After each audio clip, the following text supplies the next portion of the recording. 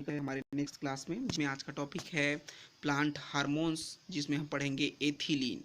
ठीक है, एथिलीन और एब्सिसिक एसिड को आज पढ़ेंगे।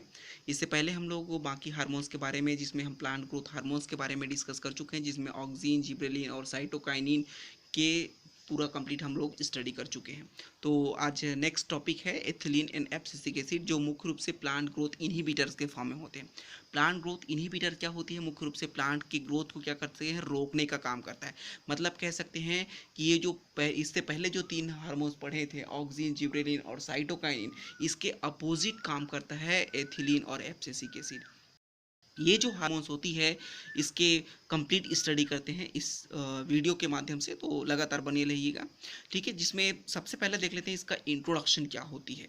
एथिलीन जो हार्मोन्स होता है, इसका सामान्य फार्मूला होता है C2H4। ठीक है, इसका सामान्य फार्मूला होता है वो C2H4 के फॉर्म में होती है। इसका ये जो हार्मोन्स होता है ना, ये जो हार्मोन्स होता है मुख्य रूप से एयर पॉल्यूटेड हार्मोन्स होती है। एयर पॉल्यूटेड क्यों होता है? क्योंकि ये जो हार्मोन्स होता है एथिलीन हार्मोन्स, ये मुख्य रूप से यूनिवर्सल गैस के फॉर्म में होता है। इस कारण से इसको गैस हार्मोन्स के नाम से भी जाना जाता है।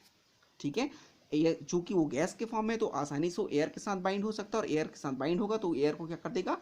पॉल्यूटेड कर देगा। तो एयर पॉल्यूटेड हार्मोन्स, या फिर इसको क्या बोलते हैं? गैस हार्मोन्स के नाम से जानते हैं।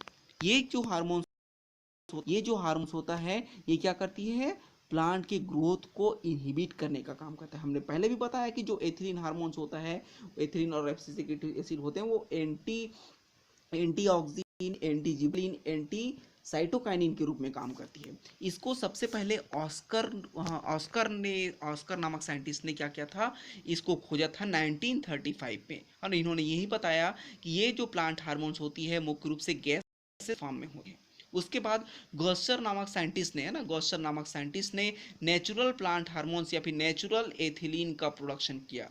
ठीक है, नेचुरल एथिलीन का प्रोडक्शन किया, जो कि मेथिलीन के फॉर्म में था। तब इन्होंने ये बताया कि मेथिलीन, है ना, जो मेथिलीन जो होता है, वास्तव में एथिलीन का प्राइमरी प्रिक्यूर्सर मॉलिक्यूल होती है। अर्थात मेथिलीन जो होते हैं, मेथिलीन से ही आपके एथिलीन का प्रोडक्शन होता है।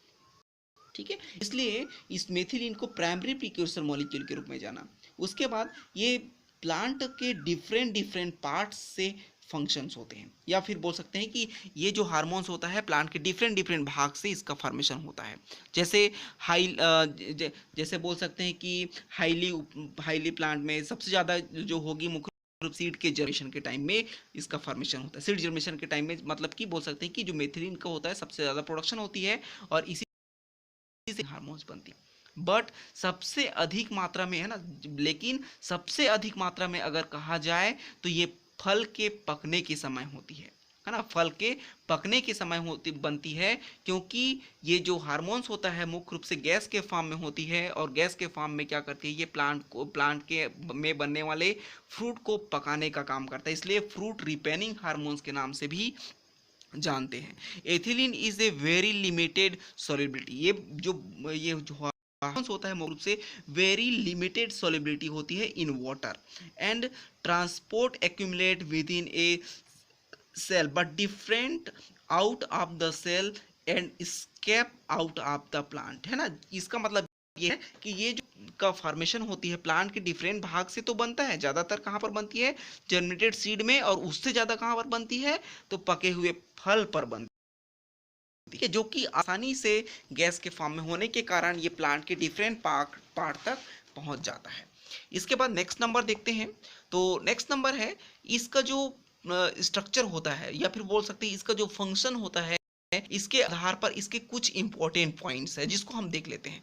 जो ये एथिलीन जो हार्मोन्स होता है, प्लांट पर ट्रिपल रिस्पॉन्स कराता है, या फिर ट्रिपल रिस्पॉन्स टेस्ट होता है ना। फर्स्ट नंबर, इट इज, है ना, it is in the triple response test. ये जो होता है मुख्य रूप से ट्रिपल रिस्पॉन्स टेस्ट करता है। अब ट्रिपल रिस्पॉन्स टेस्ट क्या होता है, इसको थोड़ा सा पढ़ेंगे तो समझ में आ जाएगा। ठीक है, सेकेंड पॉइंट है, it can be placed in the group of both stimulator and inhibitor, but largely is the growth inhibitor. ठीक है। ये क्या होती है, एथिलीन हार्मोन्स होता है, स्टिमुलर तो होता है, स्टिमुल तो करती है, लेकिन सबसे ज्यादा क्या काम करता है, इनहिबिटर हार्मोन्स के रूप में होता है। लार्जली यहाँ पर लिखा हुआ है, but largely is growth inhibitor, सबसे अधिक मात्रा में क्या होती है, ग्रोथ इनहिबिटर्स के फॉर्म में होती है। ठीक है।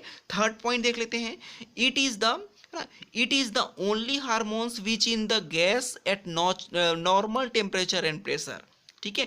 ये जो एथिलीन हार्मोन्स होती है मुख्य रूप से नॉर्मल टेम्परेचर और प्रेशर में भी वो गैस के फॉर्म में होता है।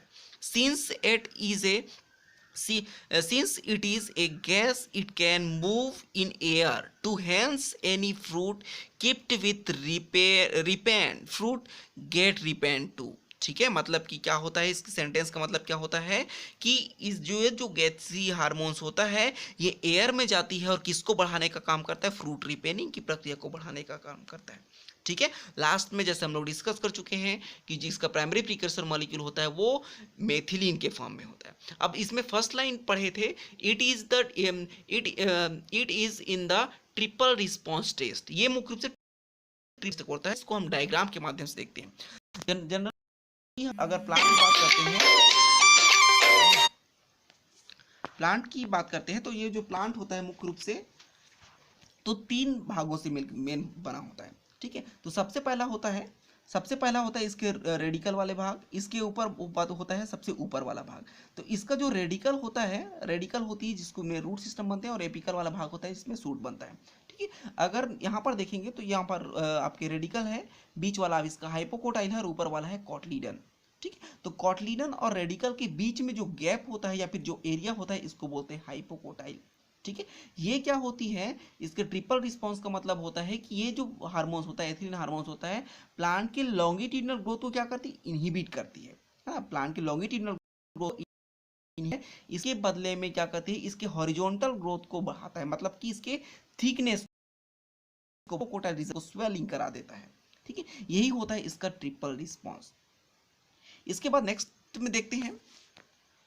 देखते हैं इसका बायोसिंथेसिस। इसका जो बायोसिंथेसिस होता है मुख्य रूप से हमने कहा कि मेथिलीन से होता है। मेथिलीन क्या करती है, मेथिलीन जो होते हैं वो एटीपी को एडीपी में कन्वर्ट कर देती है, इनऑर्गेनिक फास्फेट को रिमूव करा के। यहाँ पर जो होता है एडोमेट सिंथेटेस की उपस्थिति में होती है। ये जो प्रोसेस होता है एडोमेट सिंथेटेस की उपस्थिति में होता है और ये बनाता है एस एडोमेट का फॉर्मेशन करती है, जिसका नाम होता है एस एडिनोसिन मेथियोनिन का फॉर्मेशन करती है। अब ये जो एस एडोमेट होता है ना, एस एडोमेट होता है वास्तव में एक प्रकार का बोल सकते हैं कि मेथिलीन के ही समान होता है। ठीक है। एस एडोमेट का नाम है एस एडोनेसिन मेथियोनिन।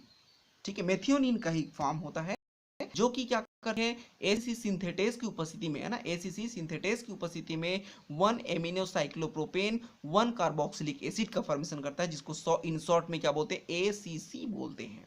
ठीक है। जो किसकी उपस्थिति में बनी है, एसीसी सिंथेटेस की उपस्थिति में बनी है। ये जो एसीसी सिंथेटेस होता है ऑक्सीडाइज हो जाती है और ऑक्सीडाइज के फलस्वरूप ऑक्सीजन के प्रेजेंट में ऑक्सीडेशन हो रहा है, ऑक्सीडेशन में ऑक्सीजन आएगी तो CO2 रिमूव हो जाएगा, इसके साथ साथ HCN कंपाउंड भी रिमूव हो जाती है और बना लेता है एथिलीन। और यही जो एथिलीन होता है हमारा बेसिक कंपाउंड होता है, जिसको हम क्या बोलते हैं, गैसीय हार्मोन्स होते हैं। इसके बाद देख लेते हैं इसका एथिलीन का क्या बोल सकते हैं कि फिजियोलॉजिकल रोल है ना। इसका फिजियोलॉजिकल रोल होता है, इसको हम एक शॉर्टकट ट्रिक के माध्यम से एफ का मतलब होता है फ्रूट रिपेनिंग से, फ्लोरिंग से और फीमेनाइजेशन से। फ्रूट रिपेनिंग का मतलब फल का परिपक्वन करने में, फ्लोरिंग की प्रक्रिया को बढ़ाने में।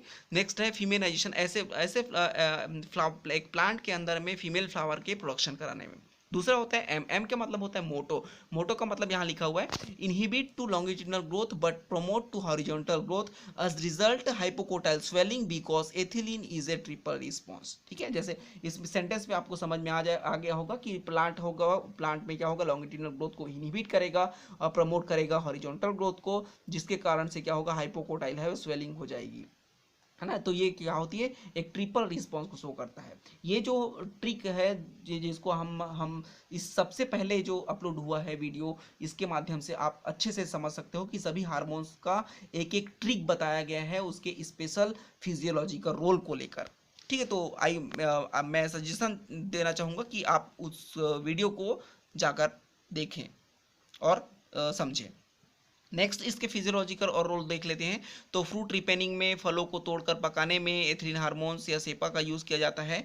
नेक्स्ट है सेनेसेशन तथा एब्सिशन की प्रक्रिया को स्टिमुलेट बढ़ाने के लिए कर सकते हैं। पाइनएप्पल को यूनिफॉर्म फ्लोरिंग को स्टिमुलेट कराने में कर सकते हैं। फीमेल फ्लावर को बनाने के लिए यूज़ कर सकते हैं। प्लांट की लंबाई को रोककर उसकी चौड़ाई में ग्रोथ कराने के लिए कर सकते हैं। रूट हेयर के डेवलपमेंट को प्रमोट करने में कर सकते हैं, है ना, क्योंकि प्लांट है वो आगे ग्रोथ नहीं कर रही है, उसके केवल बोल सकते हैं कि हाइपोकोटाइल है वहीं भी बस ग्रोथ कर रहा है। तो इससे क्या होती है, उसके लेटरल रूट को क्या करती है, फॉर्मेशन के लिए स्टिमुलेट करता है। पोटैटो एंड पीनट जो सीड होती है के सीड जर्मिनेशन में हेल्प करता है ना। सीड डोमिनेंस को ब्रेक करने का काम करती है। जो सीड डोर्मेंसी स्टेज में रहता है उसको क्या करती है, तोड़ने का काम करता है।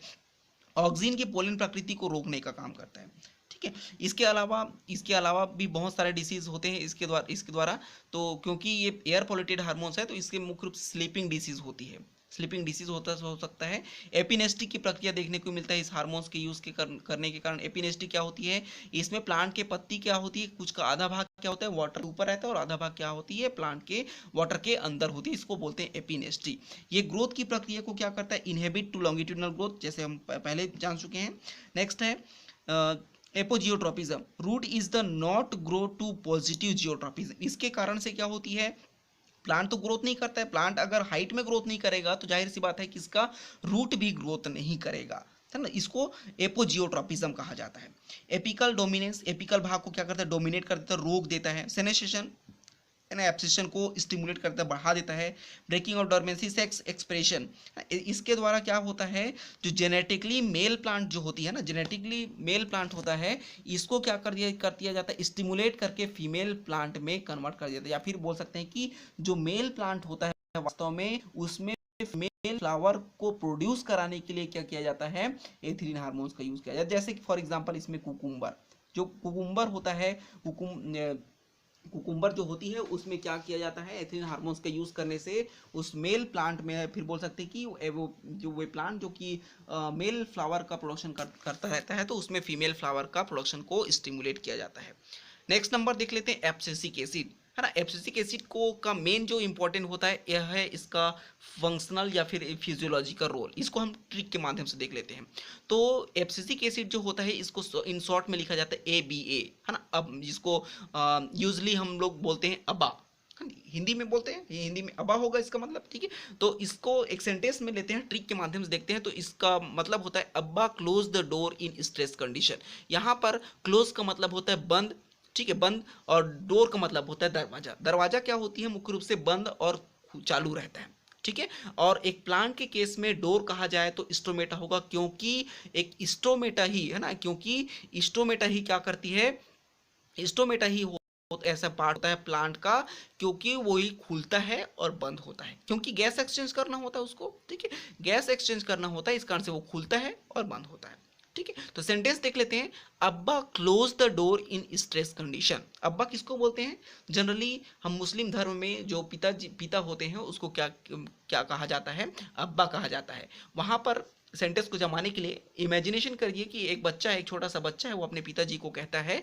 कि अब्बा close the door in stress condition. अब्बा स्ट्रेस का कंडीशन हो गया है या फिर तनाव की स्थिति आ गई है हमारे मोहल्ले में, तो क्या करो, डोर को क्लोज कर दो, ऐसा बोलता है अपने पिताजी को, ठीक है। तो इस सेंटेंस को या फिर इस छोटा सा सेंटेंस को आप याद रखे रहना, अब्बा close the door in stress condition, ठीक है। तो क्या करती इसको इसका फिजियोलॉजिकल रोल क्या क्या होगा, ये डोर किसको बोले हम लोग, स्टोमेटा को बोले। क्लोज का मतलब होता है बंद होना, ठीक है। तो एब्सिसिक एसिड जो होता है मुख्य रूप से बोल सकते हैं कि स्टोमेटा क्लोजिंग हार्मोन्स के रूप में होती है ना। एब्सिसिक एसिड होता है वो उसको क्लोजिंग हार्मोन्स कहते हैं एब्सिसिक एसिड को।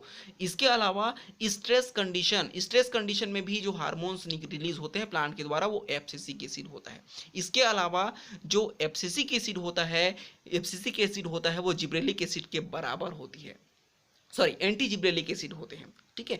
मतलब कि एब्सिसिक एसिड होगा वो कैसे काम करेगा, एंटी जिब्रेलिक एसिड के समान काम करेगी, ठीक है। तो कह सकते हैं कि एब्सिसिक एसिड प्रोपोर्शनल टू या फिर बराबर, है ना, एब्सिसिक एसिड बराबर एंटी जिब्रेलिक एसिड, ठीक है। मतलब जिब्रेलिक एसिड का के विपरीत काम करती है, तो आई होप कि आप सभी को समझ में आज आ गया होगा। तो नेक्स्ट वीडियो के लिए आप बने रहिए। तो नेक्स्ट वीडियो हम लोग जल्द ही अपलोड करेंगे। Thank you.